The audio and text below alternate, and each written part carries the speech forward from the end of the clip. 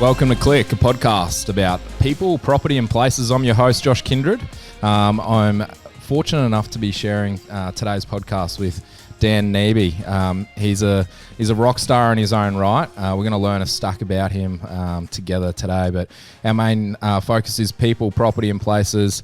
We're going to get to share some really, really cool stuff with Dan Nebe today, who is one of the organisers and leaders of Rocking for the Homeless, and he's an absolute star in the Moreton Bay region and I believe across Australia. So welcome. Thanks so much for being here, Dan. Thanks for having me, Josh. Oh, it's a pleasure. So Dan, we'll kick off. Tell us, I suppose, who are you? Well, you've just told everybody who I am. So I'm the director of Rocking for the Homeless. Yep. I also have a band here in Redcliffe called Team Utopia. Okay. I've been involved in the music industry since I was 16 in various capacities, from sound engineer to tour manager to songwriter to video director to producer. So I've worn a lot of caps in the industry. I moved to Redcliffe in 2011. Okay. And basically saw what wasn't happening in the music industry here as far as venues and support, and the live original scene is what I'm very passionate about, is people's art. So writing music and creating art, whether it be painting, dance, acting or playing. I've sort of moved up the ladder in a few things with I volunteered for the Breakfast Club in 2013 and basically wanted to fundraise for those guys in a music capacity. Right. So I've sort of we've grown the event. Breakfast Club has grown as well, and that's who I am today. Awesome. So tell us about the Breakfast Club, because I hear they do wonderful things. But just give us a little bit of a rundown on who's the Breakfast Club and what do they do? Yeah, so they're a 100% group of volunteers that provide services to not only the homeless but to people in low incomes that have got families or whatever, and they're struggling to meet ends. So they provide 5 meals a week at the CWA hall. Okay. They also provide outreach services to the community. They drive around at night. They find people sleeping in their cars. They give them warm food, warm clothes, coffee, access to services, whether it be domestic violence or whatever, because you'd be quite surprised as to what homelessness is here in Redcliffe. You don't have to be pushing a shopping trolley around or sleeping under the jetty, which some people do, but there are a lot of situations where there may be a domestic violence situation where the female leaves with the children in the car. So they'll end up sleeping in the car. Breakfast Club are one of those people that go and rescue them, as far as they will put them in a hotel for 2 or 3 days while they contact their kin and all that sort of thing. They provide services. Rocking for the Homeless has opened the hub on Oxley Ave, which has been running for 2 years now. So you can go there, you can get internet services, you can charge your phone, you can wash your clothes, you can have a shower, you can just talk to people or walk away with a food package. They're very, very, very prevalent in helping many people. Fantastic. So I suppose a big takeaway there is that, homelessness is not just something that's, the guy that we stereotypically think of. It can be anybody, and it's prevalent across our entire region and obviously Australia, but it's something we often don't think about. Do you know some of the numbers, some of the, the amount of people through our region that experience homelessness and that I suppose are welcomed in to a place like the Breakfast Club? Yeah, so it's not just the Breakfast Club. There are other services that are available here on the peninsula and the region. So what they do is, I guess the numbers, there's about 120,000 people homeless last night in Australia. Wow. So that's a lot of people. Wow. And again, as I say, homelessness can be many things. You can be couch surfing, you can be sleeping in your car. So in the region here, look, I wouldn't want to give you the figures, Josh, because I'm not sure exactly what those figures are. My role with the Breakfast Club is to put a concert on once a year to raise a substantial amount of money to fund the operations of that. Breakfast Club aren't, they're not funded by any tier of the government. Okay. Such important work. And so I suppose that's when a star like you and other people like you in the community come along and put together such an event like Rocking for the Homeless. It's just so invaluable and important for our region. Well, it is. And not only that, but it creates an awareness for the Breakfast Club. So it's very, very important that you have these events that do create an awareness. Would you say that money is more important than awareness, or they're equally important, or is awareness more important? You know, for a guy like me and, you know, so many people that we engage with day to day, it's often not thought about. Yeah, so I guess a perfect example of the Breakfast Club is when we came and approached those guys 6 years ago and said, we want to do something to support you. They were paying for bacon and eggs out of their own money. Wow.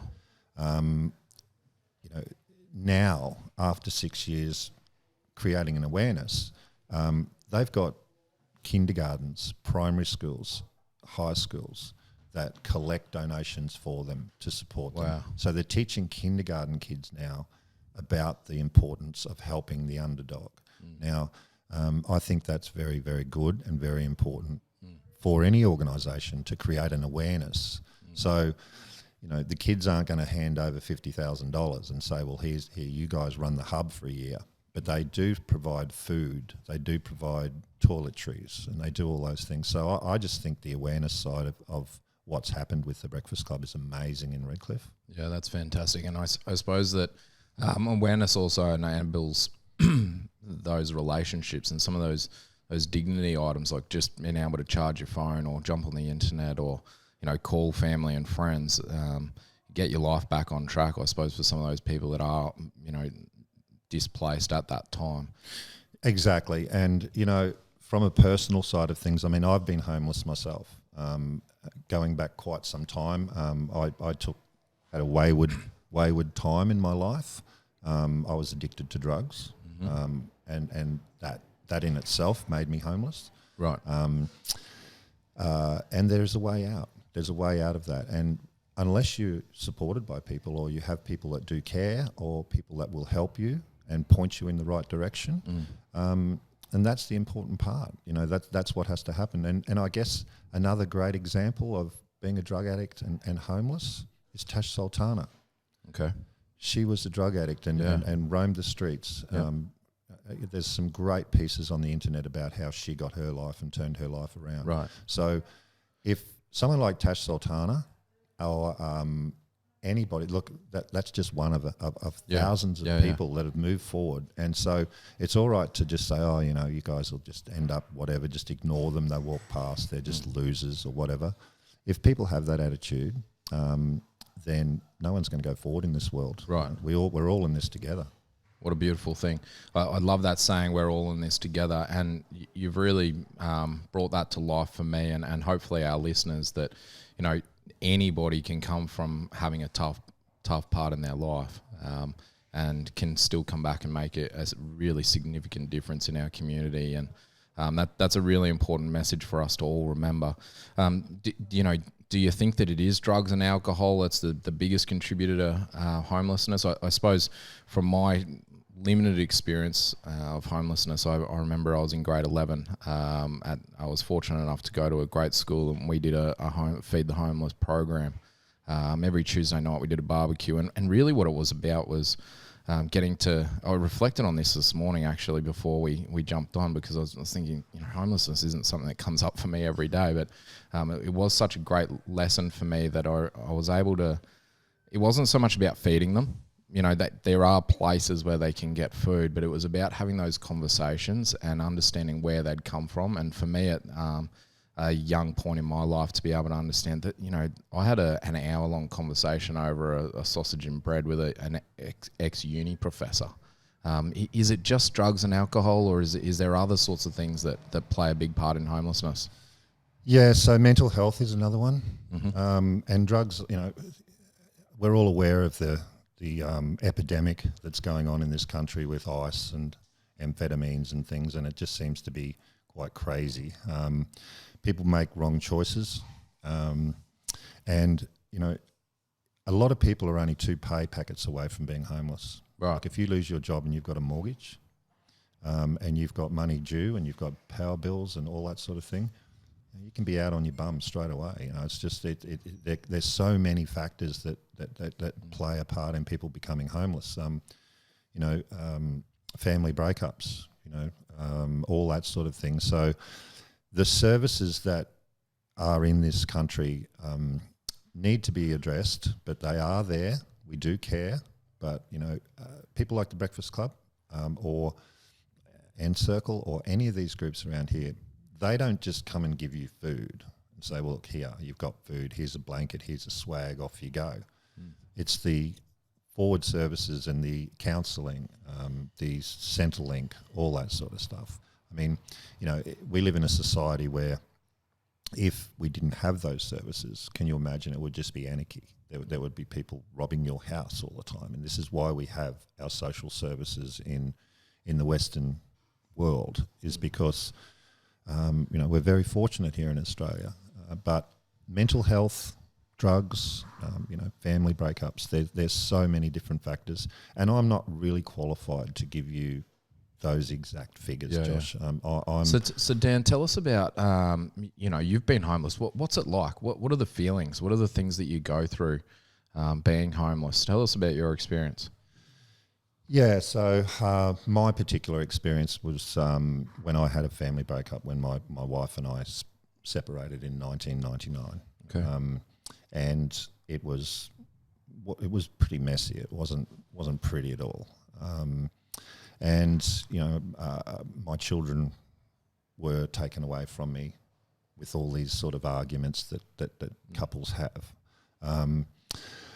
I then took a path that I chose to take that path, which was, I was addicted to speed for nearly 5 years. And in that 5 years, I lived in my car. I couch surfed. I guess the feeling of being homeless is aloneness. Okay. Being on your own and reflecting a lot, because you sort of hold yourself accountable for those things. In my particular case, I was fortunate that I had this little man inside my head that kept telling me, you need to stop this, you need to change, you need to do things. So I remember one day in 2006, I hopped in an unregistered car with dodgy plates. Okay. And I drove to a place called Moranbah, which is up west of Mackay in the mines. And my whole mindset to that was that to work in the mines, you needed to be clean because they test you all the time. Yeah, right. So to me, that was a challenge. So I slept in my car for 3 weeks, and I was helped by various different people to get forward. So that's where my particular personal drive to help people comes from, because I was helped. And if it wasn't for decisions and the little man in my head telling me to get the fuck out of Brisbane, go and get it sorted, then I wouldn't be there. So having that and having people to support, I'm now passing that baton on. And hopefully just one person will pass that baton on again. And that's what it's all about. And I suppose that that community of support, or just that one person that's there for you, helps to echo that little man in your head. Exactly. Just one person is all it takes. Yeah. And if you can help one person, then that's great. And hopefully that person will see the light and transfer that over, which is, I see quite a lot. Yeah, and it's something I've experienced is not necessarily about giving up on these people. You've got to actually just stay there, being that one person, being that person for people that are going through that hard period, because they're not just going to instantly change with one conversation. They're in a really hard place. Yeah, and one thing that I find when I share my story with people is that when you're down at the bottom and you really, really think it's all done and you're really, really just not sure where to go, that's the best thing, because you now realise. So it's only up from there. Up from there. Let's change gears a little bit. I understand that you've had a huge background in music. You bring groups like UMI, Super Jesus to events like Rocking for the Homeless. How is it that you've been able to connect with those guys, and I suppose tell us about your experiences on the road, being around music and being around rock stars? Yeah, so I work for the Hootie Gurus, and I go on the road with those guys quite a lot. Right. We did a tour called You Do Gurus, which was UMI and the Hootie Gurus. Yep. And it was a great tour, and it lasted nearly 2 years. Right. So it was just great. So as I said, I go back from being in music from the time I was 16. So all these people are my friends. So when they know that I'm doing something here in Redcliffe, and I mention to them, for instance, UMI took me 18 months to convince to come here, Right. Because they were just too busy. Last year we had Dave and Brad from Hootie Gurus. That was easy. Yeah. Because I just said in the band room one day, I need you guys here. I need this day. I need blah, blah, blah. So I'm lucky because these people are part of my circle. Right. And it's just growing from there. So touring with those guys is makes it easy for me. 2 years of touring. I mean, I can only hazard to guess some of the stories. What's the wildest story? Yeah, so it's not like it used to be in the 70s and 80s, Josh, where there's naked women and drugs everywhere. It's a very. I was thinking of changing careers. Oh, you want me to go back? You want me to go back to when it was like that? Then you go wherever you like. I'm thinking about a career change. Yeah, that's it. Look, these days touring is very, very professional. Like when you've got guys like the Hootie Gurus who've been doing this for 40 years. When they walk in to sound check or whatever, they don't want to know about something that hasn't happened, or you've lost this, or you've done that. So you have to be focused, and you've got to be focused for 18 hours. So it's something where you just look, it's just like a great mechanic. It's just like a great lawyer. It's somebody, you have to be focused. You have to know your stuff. Yeah. So when you hand Dave Faulkner a guitar, it needs to be in tune. So you need to be focused on that. When you're playing to 20,000 people and you do a guitar change or something like that, or the sounds shit, then, that's your last gig. You don't get a second chance. Right. So that's on that level. You've got to be on point. You've got to be on point. And it's the same as a football team. If that fullback keeps dropping the ball, he's going off. Right. So it's not as adventurous these days touring as what it once was. Well, again, I can't divulge too much information, Josh, but when we're off air, I'll tell you. Yeah, fantastic. Now, tell me, you've obviously done a heap of travel with your work. What's your favourite place? You've made Redcliffe your home since 2011, if I remember. Yep. What made you stay here as a place, but also, what's your favourite place in Australia? Okay. My favourite place in Australia is Byron Bay. Absolutely, has to be. I love the vibe down there, and this extends back 30 years. It's changed a lot now, but not necessarily Byron, the town. You still get Tom Jones down there, don't you? He's still rocking it out. Yeah, and you'd be surprised the people that live down at Byron Bay. Yeah, actually, a good friend of mine from the Tea Party. He's just bought himself 150 acres down there. And, wow. It's out in the outskirts of Byron Bay that I really like, and just the energy of the place. Yeah. And Coffs Harbour is another place I really like. Right. Carnarvon over in Western Australia is another place I really like. There's a surf spot over there. Do you surf, Josh? I used to surf. I'm they don't make too many shortboards anymore for people over 100 kilos, but I did used to surf, and hopefully when my young fellas are of age to be able to surf, we'll get back into it with a big mini mal or something like that. But tell us about Carnarvon. Yeah, so Carnarvon, there's a little secret spot about 100 kilometres north. It's called Red Bluff. Okay. And it's on a homestead on a property, and we used to go up there surfing like 25 years ago, and you go on and you'd take the owner a carton of beer and he'd let you camp down there. Right. It's now turned into a tourism site, so you can still surf there, but it's sort of it's one of the best waves in the world. Right. Okay. Wow. Yeah. So you obviously love to surf. You love Byron Bay. What made you? There's no waves in Redcliffe, sadly. Maybe if Morton moves a little bit, we might get some of the Sunshine Coast waves. But tell us, what made you choose Redcliffe as a home? Okay, so I was living on the Sunshine Coast. I went through a personal tragedy in 2010. My son was killed. He was 19 years old. He fell out of a building on the Gold Coast. It was a very, very crazy time of my life. And I just needed to get away. I needed to create something new in my life. I had friends here. Not sure if you know a DJ, Damon Joel. He's the drummer for Busby Maroo. Okay. He's a Redcliffe boy. Right. He's a good friend of mine. He said, sorry, his name again? His name is Damon Joel. Okay. They call him DJ. Right. He works for everybody. He plays drums non-stop. He's just on tour all the time. Awesome. So him and I put a band together, and he was my original drummer in Team Utopia. And he said, look, just come down here. I'd spent nearly 18 months of just living in. I wasn't sure what I was going to do or how I was going to do it, but he said, look, come and stay with me at Newport, and we'll hang out. We'll write some music, and we'll put this band together. So I did that. And then I ended up, I was concreting at the time because I didn't want to tour. I just wanted to settle down. I was just over the whole thing. Yeah, I get that. So you'd be surprised the amount of times over my career I've said, I just want to go and dig a hole. Like I just want to do something where I can get my hands dirty and just let something else go. And so I completely relate to that. I think probably everyone's gone through that type of experience. Yeah, so I was offered a job as a concrete supervisor here in the main street when they did the whole refurb. Okay. So that was in 11, 12. Right. And I just sort of fell in love with the place. I mean, when your workplace is the main street of Redcliffe for a year, you just look out over at the island. Of course. It's just beautiful. And and I met some great people. So some great people in Redcliffe, and I just fell in love with the place. So I just haven't left, and I don't intend to. Cool. Yeah, so it's about the people. And I think that's often the case for a lot of people when they find a place that they love. It's often about the people.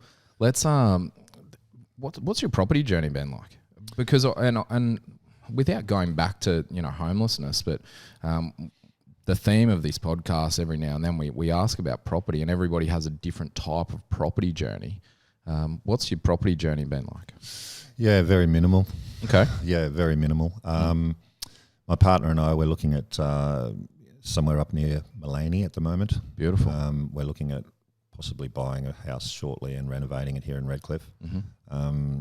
We're just sort of thinking about that sort of side of things. I'm really fascinated in the renovation side of things here in Redcliffe because there's a lot of old little beach houses, as you would know, and then people buy them and then they just turn them into these amazing places. Yeah. And I drive around and I look at it and I tell Michelle, my partner, I say, look at that, babe, that's just amazing. Look what they've done. Yeah. I'm really, really fascinated with what people are doing with houses here in Redcliffe. I think they're turning these 1970 beach shacks into these amazing places. Yeah. Personally, I like the bush, bit of hippie. Yep. A little bit of space. Bit of space, yeah, like cows run around naked. Just want to wear gumboots with no clothes on. Love it. Milk a cow every morning and yell at the dog. My kids do that, and we're not on the farm. How many kids have you got? We've got 3 kids at home, and I actually had to explain to them yesterday. You kids, you can't run around in the nude. Like it's not like that. But we do get out to the farm every now and then, and they do go a little bit wild. So it's property is one of those things that having space is something that I think we all dream of. But no doubt the great Australian dream is to have that almost that Queenslander style home. I think we've all got that little bit of bug in us where we want to do a renovation, get our hands dirty and just make something beautiful again. Yeah. I'm into that natural look, and I like one of my passions is landscaping, and I had a little hobby for quite a few years of building waterfalls for people. Okay. And turning their pools into just a natural sort of an area. Yeah, right. So I love that sort of thing, and the Bali huts, and just somewhere where you can just open your back door, just go outside, and you may as well be in Bali. Yeah, beautiful. But you're actually in Clontarf. Yeah. I was in Papua New Guinea earlier this year, and I just finished the Kokoda track. We were fortunate enough to stay in this little homestead in Kokoda, which there's nothing there. Like they've got no power, no TVs, nothing. But we've walked into this shower, and it's actually you sort of pull the curtain behind you as the sort of local villagers giggle at you, big white man walking into a shower with just a chamois wrapped around you. And you walk in and there's this creek running through, and the shower's actually a running creek. Perfect. So it was dug out, and it was just an incredible experience to think that the 5-star shower experience was in this little village in Kokoda. But it's that natural experience, isn't it? Oh, I love it. And you can do so much with just be creative and just be, keep it all natural. Yeah. I go to some of these places. I was out at Newport the other day having a look at some display homes with Michelle, my partner. Yeah. And to me, they've got this little waterfall. It's just like a Besser block thing. It's straight and it's got a little bit of water falling out. I mean, I find that boring. A little bit gimmicky. It's like, really, did you get that from Could you Bunny? put a bit of effort in? Yeah. Yeah, like, how about we put a couple of pebbles on there or something? Yeah, the same off the shelf water fountain that's at Bunnings for everybody to get and put a bit of effort into it. I love that. Now, take me back to Rocking for the Homeless. It happens in Redcliffe. Does it happen anywhere else? Yeah, so this it's actually grown. We're down the Gold Coast this year as well. So before we do the Redcliffe show, we're at Southport RSL on the Friday the 30th. Okay. So the whole road show does that, and then we just move 150 people back here to Redcliffe to do that. Awesome. Wow. So we're also doing a show in Adelaide in December, and we're doing Central Coast New South Wales at Gosford in late November as well. And it's all about raising awareness. We don't need to turn a blind eye to homelessness, but we can rock out with some superstars and some fantastic music. Your passion is art. Thank you so much for joining us today, Dan. Thank you. I really love the message that you've been able to share today, and really do, if you are at the bottom or if somebody's at the bottom, that we can, just be a person for them and reach out to them, ask if they're okay. Just before we go, I suppose what's been one of the triggers for you to get back on track from having down times, and also being really successful to now creating such a successful event like Rocking for the Homeless?